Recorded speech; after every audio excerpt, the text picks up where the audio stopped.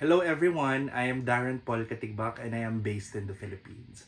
I am a nurse, a midwife, a public health professional, a human rights advocate, and a community leader working on HIV, sexual and reproductive health and rights, LGBTQIA+ inclusion, and youth empowerment across Asia and Pacific.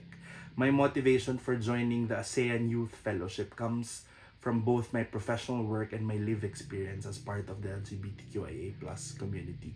I have seen how stigma, inequality, and exclusion continue to affect many young people across our region, especially those from the marginalized communities who are often unheard in decision-making spaces. Through the fellowship, I hope to strengthen not only my leadership, but also learn from other fellow change makers across ASEAN and build a meaningful regional collaboration that create lasting impact at the community level.